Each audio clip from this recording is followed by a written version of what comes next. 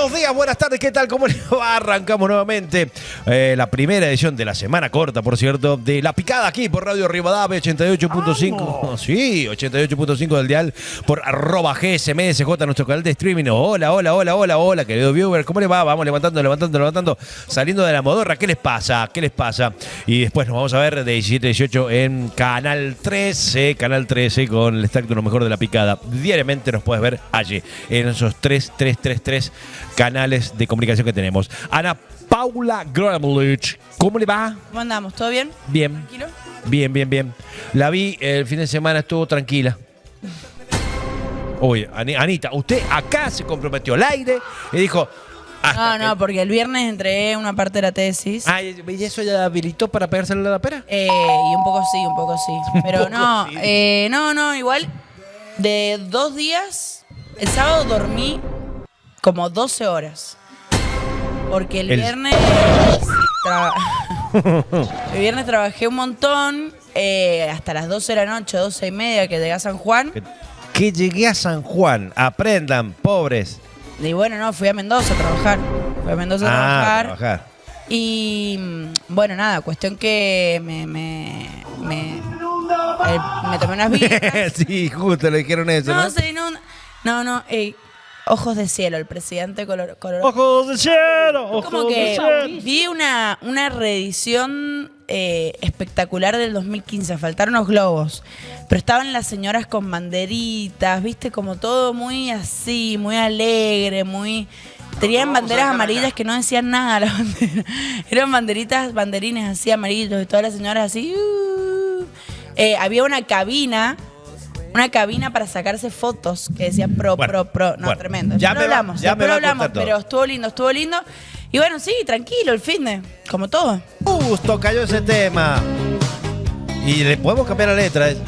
Si hubieras presentado los papeles en su momento, si hubieras contestado cuando te estimamos, no tendrías estos problemas. Pobrecita. Y así te dice. Sí, me juras que has cambiado. ¿Viste? Ahora te puedes marchar. ¿De qué estamos hablando? ¿Por qué cantan ese tema? Y señores y señores, vamos con la hard. Voy a leer con ustedes y lo vamos a publicar ahora para que por resolución, con fecha 18 de mayo, es decir, la semana pasada. Sí, con fecha 18 de mayo. Señores y señores, el Ministerio de Hacienda de la provincia de San Juan le suspendió por 180 días el código de descuento al Sindicato de Empleados Públicos. ¡Pumbi! ¿Querían bombín? Acá tienen bombita de entrada. 19 de enero. 19. Mirá. ¿Querés que lo lea? Por favor, publiquemos y lea usted, por favor, si es tan amable. Considerando que habiendo vencido el plazo establecido de la carta notarial de la fecha 13 de mayo del 2026, notificada del Sindicato de Empleados Públicos para la presentación de la acreditación oportuna de la personería jurídica o gremial y de la autorización exigida por el artículo 4 del decreto reglamentario número 008 de 2019, considerando que ello constituye un requisito indispensable para la ley 736A, que a la fecha no se ha recepcionado por mesa de entradas y salidas del Ministerio de Economía, Finanzas y Hacienda la documentación solicitada, que en virtud de lo establecido por el decreto reglamentario número 0018 de 2020 y su modificatorio en su artículo 17, corresponde la sanción de la suspensión del servicio por el término de 180 días.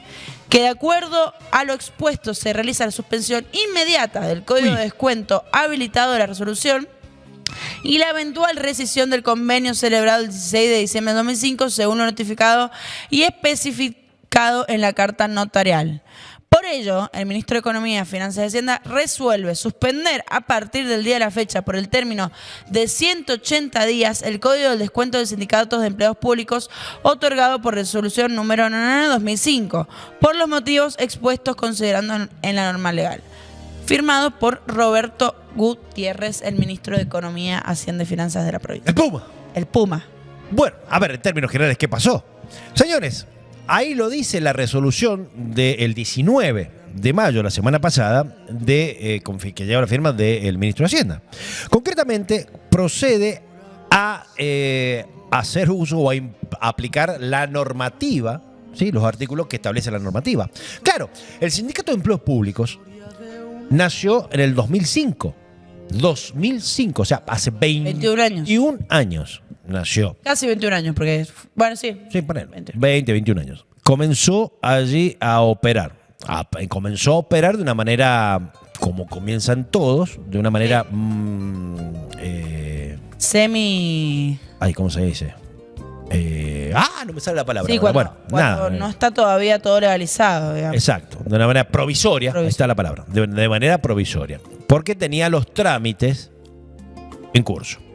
Presentó los papeles ante el Ejecutivo Provincial diciendo, tenemos la personería gremial en curso. ¿Ante quién? Ante el Ministerio de Trabajo de la Nación. Quien otorga la personería gremial es el Ministerio de Trabajo de la Nación. En aquel entonces, hoy Secretaría de Trabajo. Bien. Listo. Y comenzó a operar de manera así, transitoria, de esa manera. En el medio pasaron cosas, hubo guiño de los gobiernos anteriores y se le otorga el beneficio del Código de Descuento. ¿Qué significa que es el Código de Descuento? Bueno, es un código literal con el que trabaja Tesorería de la provincia de San Juan, con el cual se le paga automáticamente, la patronal paga automáticamente los aportes sindicales a los gremios o sindicatos. Es decir, en este caso, el Estado provincial, a través de la Tesorería, Ministerio de Hacienda y Tesorería, otorga ese código de descuento, otorgó de manera provisoria ese código de descuento al Sindicato de Empleados Públicos y retenía en el pago de los haberes de los empleados públicos y afiliados al CEP el porcentaje de cuota sindical de manera compulsiva, es decir, impositiva. Antes de que cobrase, se le acreditara el pago a los empleados públicos, ya se le había descontado la cuota sindical al Sindicato de Empleados Públicos y el mismo gobierno le deposita en las cuentas el equivalente que tiene que pagar la empleada pública Ana Paula Cremoliche. ¿Se entiende? Ese es el famoso código de descuento. Es tan preciado por los gremios que operan en administración pública porque se garantizan de esta manera el cobro. ¿Se entiende? El cobro. No tenés que, no es compulsivo, no es potestad del afiliado pagar, que de lo que debería ser. Si yo contrato una obra social y yo tengo que ser quien todos los meses o ponga por débito o ir a pagar. ¿Se entiende? O la luz. No me descuentan automáticamente de mi sueldo el aporte de la luz. Bueno, de esta manera se garantizan los gremios estatales poder contar con una plata sí o sí todos los meses sin intermediarios y de manera directa. Esto es la particularidad del código de descuento. O una de las potestades más importantes, porque le garantizas el financiamiento a los gremios estatales. Bueno, lo cierto es que el Sindicato de Empleados Públicos ha venido operando, no es ninguna novedad, esto siempre fue sabido. El tema es que apareció ahora y han estado analizando los papeles y cuando se dan cuenta que no tiene personería gremial el Sindicato de Empleados Públicos, se le corre traslado vía carta documento diciendo le damos tantos días, señores Sindicato de Empleados Públicos, para que presenten los PELPA. ¿Qué PELPA? Y la personería gremial. Y si tiene personería gremial aprobada por el Ministerio de Trabajo de la Nación, bueno, después deberá comenzar a cumplir los otros requisitos como instituciones, pero tiene que tener la habilitación para poder operar. Y el Sindicato de Empleados Públicos, adivinen qué contestó. No los tengo. Nada. No contestó nada. No, porque no tiene. No lo tiene. Así que, nada, se notificó, agotada la etapa administrativa que establece la misma legislación. La semana pasada, se les notificó que se les suspende por 180 días, por 6 meses, concretamente, el código de descuento. Es decir, que el Estado provincial, a partir de ahora, no le va a retener más el dinero a los afiliados al Sindicato de Empleos Públicos y se lo va a transferir y depositar a las cuentas del Sindicato de Empleos Públicos. Por lo cual, el Sindicato de Empleos Públicos, vamos a ver qué hace ahora. ¿Cómo se va a financiar? Y No, primero que no tiene personería gremial.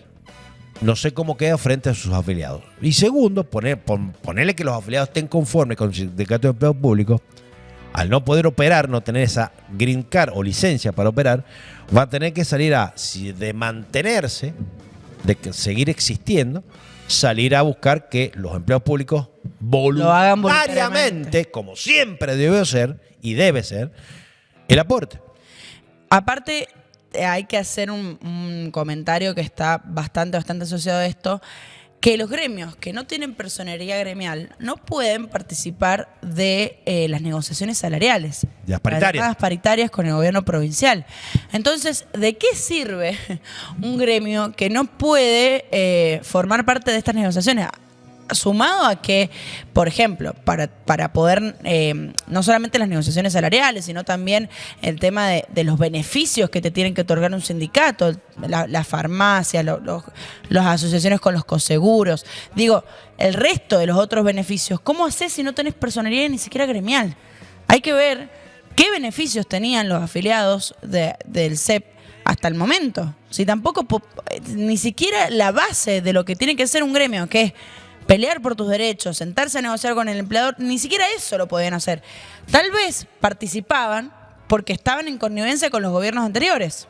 Ojo, tal vez, yo me acuerdo cuando había negociaciones, ahora ya no hay negociaciones en el caso de los sindicatos de empleados públicos, no hay negociaciones como sí lo hay con los docentes, pero en su momento la gente del CEP sí participaba, porque claramente nunca le habían pedido voy a decir una mala palabra, puto papel. Epa. Ay, qué exabrupto. No, digo, claramente nunca había habido un ordenamiento de ninguna entidad, tanto sea las gremiales como las instituciones intermedias. Entonces ahora que Personería Jurídica se ha puesto a averiguar, claramente existen estos vacíos legales que no están bien, porque vos no podés cobrarle, no puedes retenerle si ni siquiera una parte del sueldo a un empleado, si ni siquiera puedes cumplir con la piedra basal que es de un sindicato, que es defender o negociar con la patronal el salario. Imagínate el resto de los beneficios que tienen que otorgar o que deberían otorgar un sindicato. No sé cuánto será el aporte tampoco que hacen a los gremios. ¿Cuánta plata estamos hablando? No sé si debe ser bastante igual. No, vos sabés que es una duda, no tengo idea. Bueno, porque este gremio también, este sindicato, bueno, lo mismo, se manejó de esa manera, ¿viste? Muy. Entre los hombros. Sí, muy raro. Nunca se supo realmente el conocimiento certero de lo que es el padrón. Concretamente, qué cantidad de afiliados tiene. Sí, entre 2.000 y 3.000 más o menos. Más o menos. Es más o menos, pero no tenemos certeza porque no hay un padrón. Siempre se supo que ese padrón tiene que, si operase como gremio o sindicato como tal, tiene que estar registrado ante quién y ante el Ministerio de Trabajo de la Nación. Somos 5, 10, 15, 20. ¿Me entendés? Nada, bueno, esa parte es complicada. Es complicado, veremos qué termina ocurriendo con a partir de ahora. Digo, vamos a ver si podemos hablar ¿quién es el titular del CEP? Díaz es José Díaz, si no mal recuerdo. Díaz. Sí. Dame un segundito que lo sí, chequeé. vamos. Es Díaz, de apellido. Bueno, a ver. José Díaz. José Díaz, creo que es. Sí, José Díaz. Sigue siendo José Díaz. Sí, sigue siendo José Díaz. Bueno, podemos hablar con él mañana. A ver qué va a pasar, cuántos afiliados tiene, para sacarnos un poco la duda de cómo pretende funcionar a partir de ahora el sindicato, ¿no? Porque, bueno, nada. Sin dudas, económicamente hablando, es una pérdida muy grande. Son 6 meses, mucha guita que perdés mucho tiempo. El financiamiento. Bueno, este fin de semana, cambiamos de tema. Cambiamos de tema rotundamente. Nos vamos. Este fin de semana se conoció una nota de Acodepas, ¿sí? la institución que brega por el resguardo del patrimonio arquitectónico de la provincia de San Juan. Esta nota fue dirigida al ministro de Turismo de la provincia de San Juan, Guido Romero, el doctor Guido Romero, donde a Codepa le solicita que frene, ¿sí? Que frene o que suspenda la demolición de la iglesia de Hacha. Sí, concretamente. Desconozco yo las particularidades de que se encuentra. Entiendo yo, y tengo que hacer acá uso de la memoria inmediata, Después del terremoto. Del 21. Del 21. 2021. Claro, tenés razón. Después de ese terremoto que fue epicentro en Pocito, ¿recuerdan ustedes? Bueno, más de 6 grados. Sí, que fue fuerte. Sí, fue fuerte. Bueno, aquella construcción histórica, cuando decimos histórica, que data de una antigüedad muy, muy importante y que forma parte del patrimonio histórico de la provincia de San Juan, sufrió daño, obviamente. Sí, después de hacer estudios se determinó que no había vuelta atrás, que se tenía que demoler. Bueno, escuchad todos los antecedentes que estamos dando con Ana Paula. Bueno, apareció Codepa, ¿sí? Apareció Codepa diciendo ahora, por favor, suspendan las obras que se están llevando a cabo en la iglesia. Bueno, estamos en comunicación ahora con Leonardo Correa, el presidente de Acodepas en la provincia de San Juan, para que nos pueda argumentar o profundizar en qué consiste esta nota. Y tampoco estamos hablando de algo nuevo, estamos hablando de que venimos trayendo este problema del 2021, entendemos nosotros, y estamos equivocados. Por favor, le vamos a pedir a Correa que nos actualice. Leandro Correa, buenas tardes. Ana Paula Gremoliche, Gastón Sudo te saludan. ¿Cómo te va? Hola, buenas tardes, Gastón. No sé si me escuchan bien. Perfecto. Sí, se escucha perfecto. Probamos perfecto. De 10. Leonardo, a ver, estamos hablando de que este problema viene del 2021 con la iglesia de Hacha, ¿es así? Sí, bueno, primero que nada, muchas gracias por el espacio. Realmente el problema podríamos arrastrarlo antes, porque es una edificación que ha sufrido, digamos, no solamente este terremoto, sino aproximadamente desde 1894, 6 terremotos. Entonces, es una construcción que ha vivido mucho, sí, una construcción histórica importante desde 1886. Y bueno, el último terremoto realmente, digamos, ha sido el que desenmascaró, desnudó un poco esta situación, pero bueno, es una construcción que tiene su tiempo, sí, y es lógica que esté dañada, ¿sí? Como les pasa a las personas, los años no vienen solos, digamos. Y sí, totalmente. Bueno, y concretamente, recordame o corregime, por favor, Leonardo, se comenzaron a hacer desde el 21 puntualmente obras de reparación sin alterar la fachada, ¿es así? No soy consciente, no te podría dar esa precisión de obras que se han realizado, pero sí es evidente que es una construcción que necesita un tipo de trabajo de consolidación estructural, especialmente además de la restauración, o sea, tareas conservativas para poder evitar que siga, digamos, el deterioro y los daños que ha sufrido, ¿sí?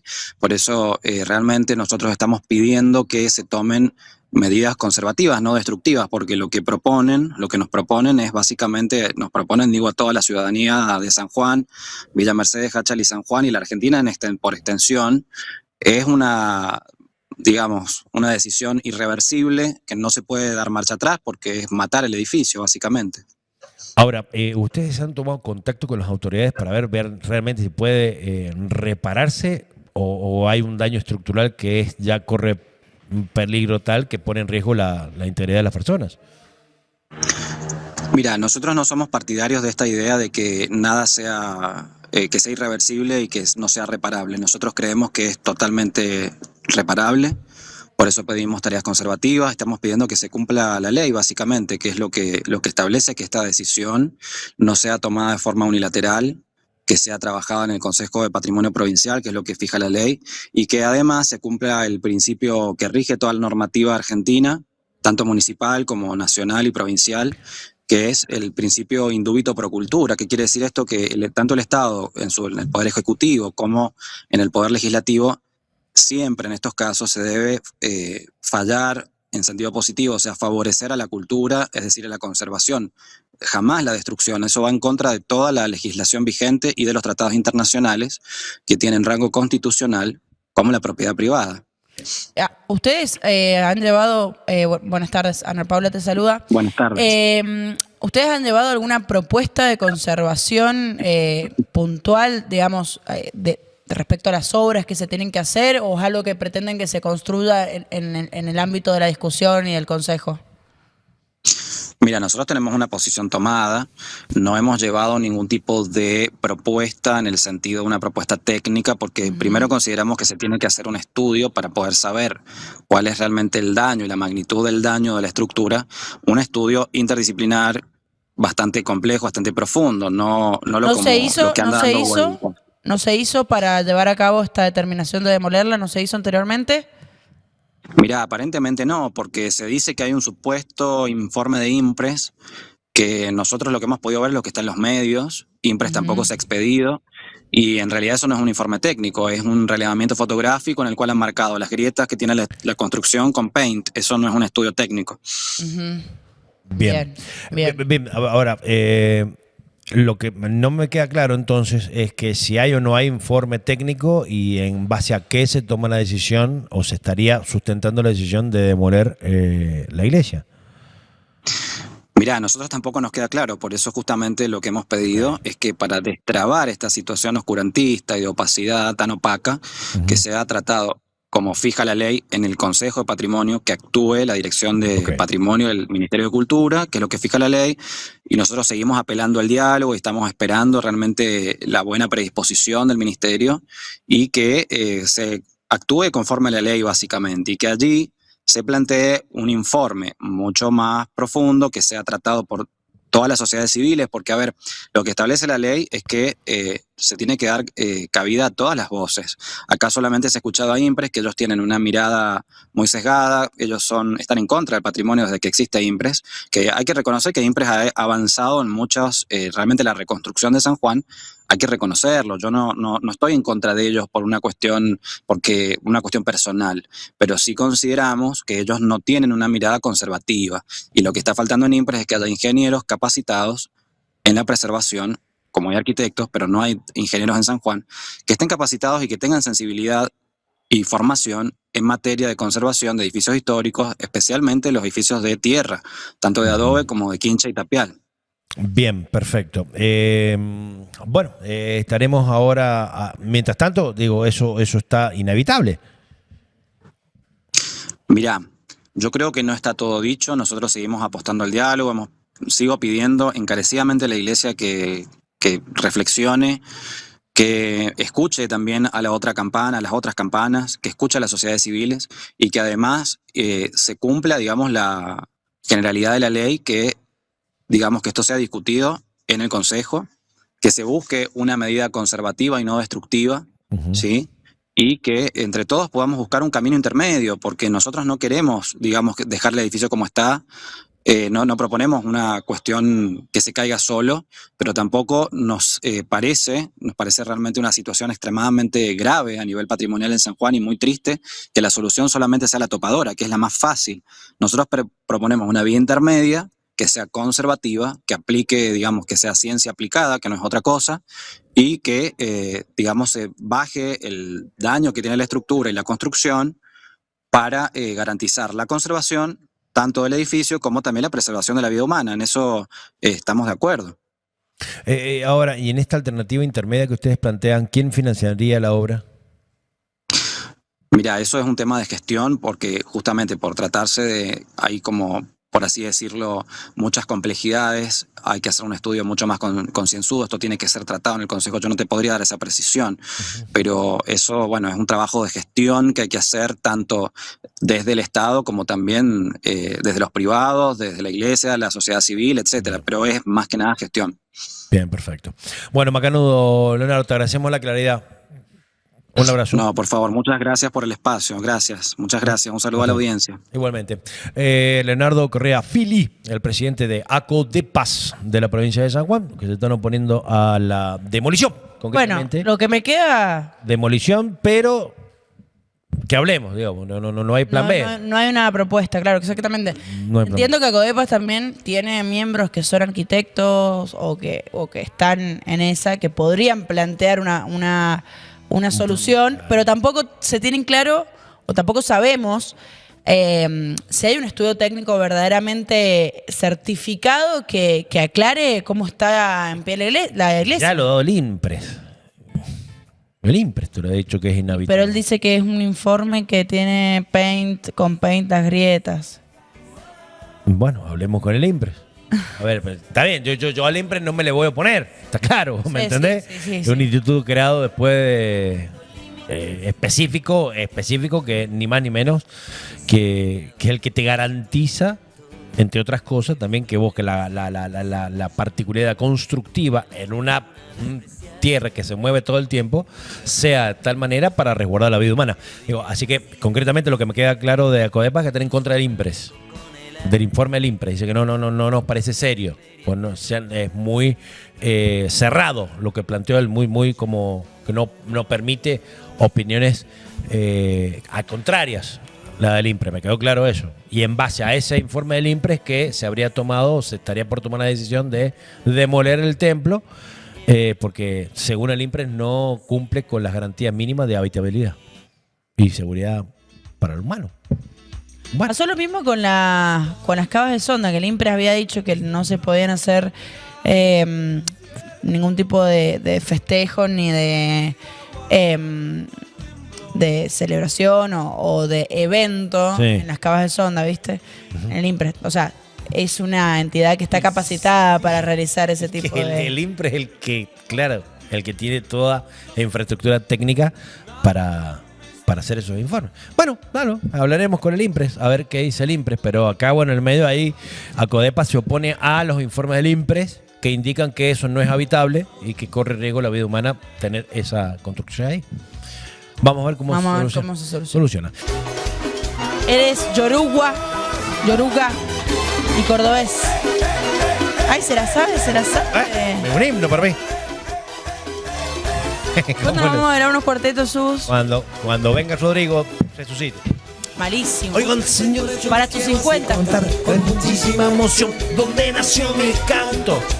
Más bolero, piano, bajo y acordeón. Así tocaba Leonor, ritmo de cuartetazo. Qué grande, Rodriguito, buen grano, bueno. Pará, encima salió campeón el día del cumpleaños de Rodrigo. Era todo perfecto. Ojo, Gracias, Chiqui. Todo por el Chiquitape. Todo por Chiquitape grano. Bueno, nada, listo, se terminó la joda. Mira, vamos a hacer una pausa. A la vuelta, no te vayas, va a ser corta. Porque va a ser, acá arrancamos tirando martes 26 de mayo. ¡Bomba! ¡Pausa!